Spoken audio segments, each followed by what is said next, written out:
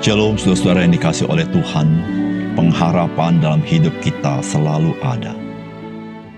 Karena ada Tuhan yang hadir dalam hidup kita.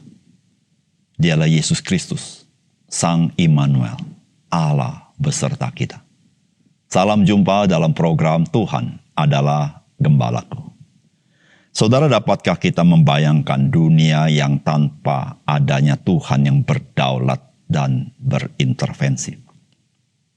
Saudara, dunia akan menjadi kuburan bagi orang-orang yang tidak dianggap oleh manusia lainnya, yaitu mereka yang telah dilabel sesuatu yang buruk dan dianggap hal itu sudah menetap dan tidak dapat berubah.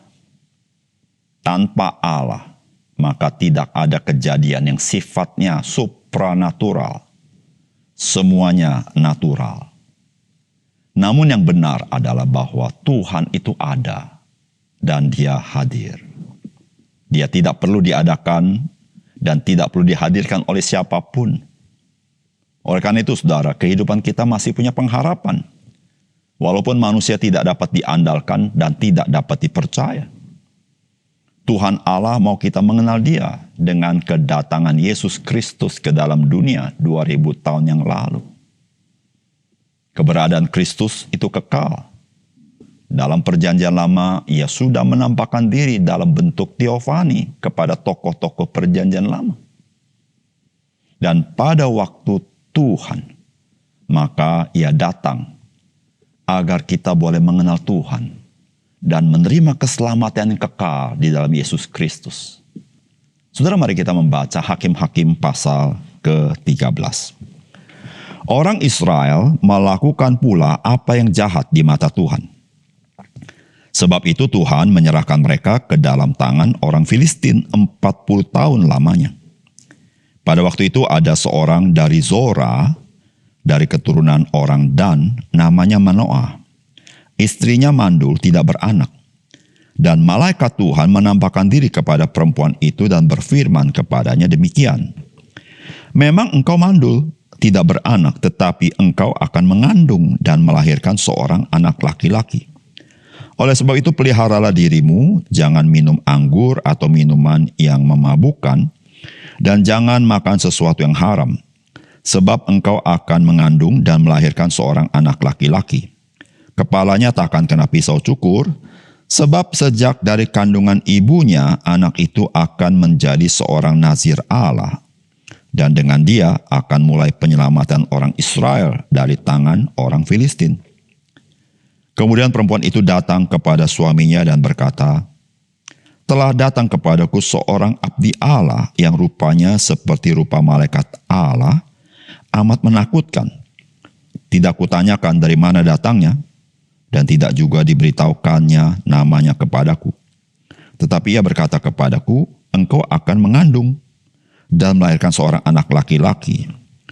Oleh sebab itu janganlah minum anggur atau minuman yang memabukkan, dan janganlah makan sesuatu yang haram, sebab sejak dari kandungan ibunya sampai pada hari matinya anak itu akan menjadi seorang nazir Allah. Lalu Manoah memohon kepada Tuhan, katanya, ya Tuhan, berilah kiranya abdi Allah yang kau utus itu datang pula kepada kami, dan mengajar kami apa yang harus kami perbuat kepada anak yang akan lahir itu. Maka Allah mendengarkan permohonan Manoah sehingga malaikat Allah datang pula kepada perempuan itu ketika ia duduk di padang, dan ketika Manoah, suaminya itu tidak ada bersama-sama dengan dia. Kemudian perempuan itu segera berlari memberitahukan kepada suaminya, katanya kepadanya, orang yang datang kepadaku baru-baru ini menampakkan diri pula kepadaku. Lalu bangunlah Manoah dan mengikuti istrinya. Setelah sampai kepada orang itu, berkatalah ia kepadanya, engkaukah orang yang telah berbicara kepada perempuan ini? Jawabnya, benar. Lalu kata Manoah, dan apabila terjadi yang kau katakan itu, bagaimanakah nanti cara hidup anak itu dan tingkah lakunya? Jawab malaikat Tuhan itu kepada Manoah, perempuan itu harus memelihara diri terhadap semua yang kukatakan kepadanya. Janganlah ia makan sesuatu yang berasal dari pohon anggur atau minuman yang memabukkan tidak boleh diminumnya, dan sesuatu yang haram tidak boleh dimakannya. Ia harus berpegang pada segala yang kuperintahkan kepadanya. Kata Manoah kepada malaikat Tuhan itu, "Perkenanlah kami menahan engkau di sini, supaya kami mengolah anak kambing bagimu." Tetapi jawab malaikat Tuhan itu kepada Manoah, "Sekalipun engkau menahan aku di sini, hidanganmu ini tidak akan kumakan. Tapi jika engkau hendak mengolahnya menjadi korban bakaran, persembahkanlah itu kepada Tuhan." Sebab Manoah tidak mengetahui bahwa dia itu malaikat Tuhan. Kemudian berkatalah Manoah kepada malaikat Tuhan itu, "Siapakah namamu? Sebab apabila terjadi yang kau katakan itu, maka kami hendak memuliakan engkau." Tetapi jawab malaikat itu kepadanya, "Mengapa engkau juga menanyakan namaku? Bukankah nama itu ajaib?" Sesudah itu Manoah mengambil seekor anak kambing dan korban sajian, lalu mempersembahkannya kepada Tuhan di atas batu. Lalu diperbuatnya keajaiban, sementara Manoah dan istrinya memandangnya. Sedang nyala api itu naik ke langit dari mezbah, maka naiklah malaikat Tuhan dalam nyala api mezbah itu. Ketika Manoah dan istri melihat hal itu, sujudlah mereka dengan muka sampai ke tanah. Sejak itu malaikat Tuhan tidak lagi menampakkan diri kepada Manoah dan istrinya. Maka tahulah Manoah bahwa dia itu malaikat Tuhan. Berkatalah Manoah kepada istrinya, "Kita pasti mati sebab kita telah melihat Allah." Tetapi jawab istrinya kepadanya, "Seandainya Tuhan hendak membunuh kita, maka tidaklah ia menerima korban bakaran dan korban sajian dari tangan kita. Dan tidaklah ia memperlihatkan semuanya itu kepada kita. Dan tidaklah ia memperdengarkan hal-hal yang demikian kepada kita pada waktu sekarang ini." Lalu perempuan itu melahirkan seorang anak laki-laki dan memberi nama Simson kepadanya. Anak itu menjadi besar dan Tuhan memberkati dia. Mulailah hatinya dikerahkan oleh Roh Tuhan di Mahane Dan yang terletak di antara Zora dan Estaol. Saudara yang dikasihi oleh Tuhan, istri yang mandul pada zaman perjanjian lama itu merupakan sebuah aib bagi keluarga. Dan itu merupakan nilai-nilai dari masyarakat pada masa itu. Saudara, istri Manoah itu mandul. Maka ia dianggap sebagai seorang yang aib, dikutuk oleh Tuhan dan dibuang oleh Tuhan. Itulah pandangan masyarakat pada masa itu. Saudara, bagaimana pandangan Tuhan kepada istri Manoah? Saudara, apakah pesan firman Tuhan bagi kita? Yang pertama, pandangan manusia tentang seseorang tidak selalu merupakan pandangan Tuhan kepada orang itu. Tuhan dapat memakai seseorang, bahkan yang disepelekan oleh orang lain. Saudara, firman Tuhan berkata begini, "Orang Israel melakukan pula apa yang jahat di mata Tuhan. Sebab itu Tuhan menyerahkan mereka ke dalam tangan orang Filistin 40 tahun lamanya. Pada waktu itu ada seorang dari Zora, dari keturunan orang Dan, namanya Manoah. Istrinya mandul, tidak beranak. Dan malaikat Tuhan menampakkan diri kepada perempuan itu dan berfirman kepadanya demikian, 'Memang engkau mandul, tidak beranak, tetapi engkau akan mengandung dan melahirkan seorang anak laki-laki. Oleh sebab itu peliharalah dirimu, jangan minum anggur atau minuman yang memabukkan. Dan jangan makan sesuatu yang haram. Sebab engkau akan mengandung dan melahirkan seorang anak laki-laki. Kepalanya tak akan kena pisau cukur, sebab sejak dari kandungan ibunya, anak itu akan menjadi seorang nazir Allah. Dan dengan dia akan mulai penyelamatan orang Israel dari tangan orang Filistin." Saudara yang dikasihi oleh Tuhan, Manoah tidak mempunyai anak karena istrinya mandul. Dan saudara yang kasih dalam Tuhan, tidak dikisahkan bagaimana tekanan hidup bagi Manoah dan istrinya karena mereka tidak mempunyai anak. Tetapi kalau kita mengingat konteks pada zaman perjanjian lama, tentu saudara tidak mudah pada zaman itu pasang suami istri tidak mempunyai anak. Tetapi saudara yang kasih dalam Tuhan, apapun pandangan manusia, apapun situasi dan kondisinya, bagaimanapun mandulnya istri Manoah, tetapi saudara, bagi Tuhan tidak ada yang mustahil. Saudara, malaikat Tuhan menampakkan diri kepadanya dan mengkonfirmasi memang dia itu mandul dan tidak beranak. Tetapi Tuhan mengatakan bahwa dia akan mengandung dan melahirkan seorang anak laki-laki. Saudara yang kasih dalam Tuhan, keturunan adalah pemberian Tuhan. Itu adalah berkat yang Tuhan berikan kepada kita. Saudara, Inilah yang Tuhan katakan kepada istri Manoah. Dan saudara tidak tanggung-tanggung. Perempuan ini mandul, tetapi dia mengandung karena pertolongan Tuhan. Dan anak yang ada di dalam kandungannya itu bukan anak sembarangan. Tetapi sejak kandungan ibunya, dia adalah nasir Allah yang akan menyelamatkan sebuah bangsa, yaitu bangsa Israel, dari tangan orang-orang Filistin. Saudara, dari orang yang hina atau dihinakan oleh manusia, disepelekan, dianggap aib, dikutuk oleh Tuhan, dibuang oleh Tuhan, itulah istri daripada Manoah. Tapi saudara, Tuhan menjadikan dia begitu berharga karena dia akan melahirkan seorang anak laki-laki yang sejak kandungannya menjadi nasir Allah. Dan anak itu membebaskan Israel dari Filistin. Saudara yang kasih oleh Tuhan,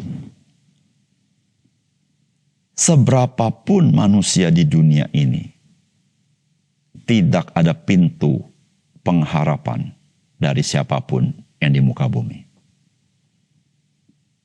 Dia masih memiliki pengharapan itu. Karena ada Tuhan yang akan membuka pintu pengharapan bagi dia. Dan kita ingat apa yang Tuhan buka, tidak pernah ada seorang manusia yang dapat menutupnya. Saudara, apapun pandangan manusia tentang seseorang, bukanlah sesuatu yang sifatnya menetap. Karena ada Tuhan yang dapat berbuat sesuatu yang melampaui apa yang kita pikirkan. Saudara, disitulah saudara-saudara kita sebagai orang percaya tidak boleh menyepelekan orang lain. Apapun latar belakangnya, bagaimanapun kedudukannya, siapapun dia. Karena saudara, Tuhan, dia dapat menjadikan seorang yang tidak signifikan, yang disepelekan, menjadi orang yang sangat penting di dalam dunia ini, bahkan dalam kehidupan kita. Saudara, bagi kita yang mengalami disepelekan orang lain, diberi label yang tidak baik, atau kita punya latar belakang yang tidak baik, atau kita memiliki hal-hal yang kita rasa kita tidak berguna. Saudara, ingatlah, ada Tuhan. Dia yang memiliki rencana yang indah dalam hidup kita. Ketika kita menyerahkan hidup kita kepada Tuhan, sungguh-sungguh seperti istri Manoah melakukan apa yang Tuhan kehendaki. Saudara, Tuhan, dialah Tuhan yang penuh belas kasihan. Dia ingin memakai hidup saudara dan hidup saya untuk menjadi berkat bagi orang lain yang mungkin tidak pernah terbayang oleh kita. Saudara, yang kedua, saudara, ada kalanya Tuhan berbicara kepada kita pada saat yang kita tidak duga. Oleh karena itu, marilah kita senantiasa peka akan kehadiran Tuhan dalam hidup kita. Saudara, firman Tuhan berkata begini, maka Allah mendengarkan permohonan Manoah, sehingga malaikat Allah datang pula kepada perempuan itu ketika ia duduk di padang, dan ketika Manoah, suaminya itu tidak ada bersama-sama dengan dia. Kemudian perempuan itu segera berlari memberitahukan kepada suaminya, katanya kepadanya, orang yang datang kepadaku baru-baru ini menampakkan diri pula kepadaku. Lalu bangunlah Manoah dan mengikuti istrinya. Setelah sampai kepada orang itu, berkatalah ia kepadanya, engkaukah orang yang telah berbicara kepada perempuan ini? Jawabnya, benar. Saudara yang dikasih oleh Tuhan, Manoah sudah minta kepada Tuhan supaya abdi Allah itu menampakkan diri kembali untuk berbicara kepadanya. Dan Tuhan mengabulkan permohonannya, bukan? Dan ketika malaikat Tuhan menampakkan diri, Manoah tidak ada di sana. Maka malaikat itu berbicara kepada istrinya, tapi istri Manoah langsung memanggil Manoah. Dan Manoah dengan cepat dan sigap datang kepada malaikat Tuhan. Saudara, dari peristiwa ini kita belajar sesuatu. Ada kalanya Tuhan menyatakan sesuatu, berbicara sesuatu, atau meneguhkan sesuatu bukan pada saat yang kita duga. Dia bisa berbicara, menyatakan sesuatu kepada kita pada saat-saat yang kita tidak duga. Dan di situ, saudara, betapa penting kepekaan kita, kerinduan kita untuk mendengarkan Tuhan. Kesungguhan hati kita untuk mengikuti Tuhan. Saudara, hidup kita yang selalu rutin kita jalani, kita harus berhati-hati. Karena Tuhan, Dia bisa menyatakan sesuatu pada waktu yang kita tidak duga. Saudara, kita masih mengingat ketika kebangkitan Tuhan Yesus. Siapa yang duga pada malam harinya Tuhan Yesus yang bangkit itu menampakkan diri kepada murid-muridnya? Maka karena tidak menduga seperti itu, maka Thomas tidak bersama-sama dengan mereka. Dan minggu depan, siapa yang duga Tuhan Yesus menampakkan diri kembali? Dan pada saat itu Thomas sedang berada bersama-sama dengan murid-murid yang lain. Dan Thomas mendapat berkat karena Tuhan menampakkan diri untuk berjumpa dengan dia. Berbicara dengan dia secara khusus. Saudara, melalui kebangkitan Tuhan Yesus kita belajar. Tuhan seringkali menampakkan diri secara khusus kepada orang-orang yang Dia kasihi. Saudara yang kasih dalam Tuhan. Mari kita sebagai orang percaya selalu berjalan bersama Tuhan. Ketika pada waktu yang tidak terduga Tuhan berbicara, Tuhan memimpin kita. Kita berkata kepada Tuhan, ya Tuhan, saya ada di sini. Katakanlah kepadaku apa yang patut aku lakukan. Mari kita berdoa. Bapa surga, terima kasih untuk firman Tuhan. Biar sekali firman-Mu menolong kami, supaya kami selalu berdekat dengan Engkau. Kami tidak mengabaikan hidup berjalan bersama Tuhan. Tetapi kami selalu menyedengkan telinga kami kepada Engkau. Karena kami rindu melakukan kehendak-Mu ya Tuhan. Terima kasih untuk firman Tuhan. Dalam nama Tuhan Yesus kami berdoa. Amin.